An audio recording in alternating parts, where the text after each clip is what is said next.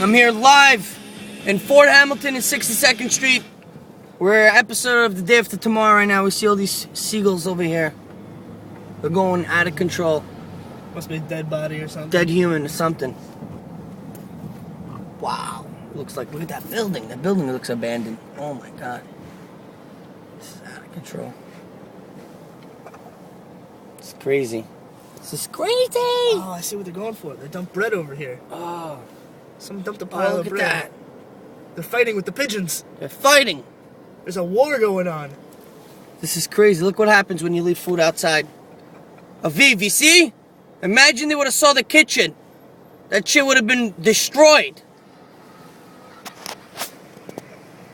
This is out of control. Wow. Hit him.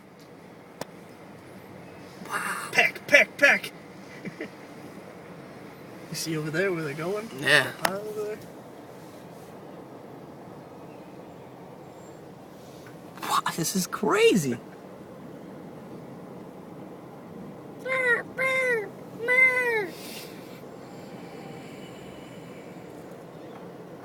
It's nuts. Yeah. Guys, this is a sign. Don't leave food outside. This is what will happen. Alright, we're getting closer.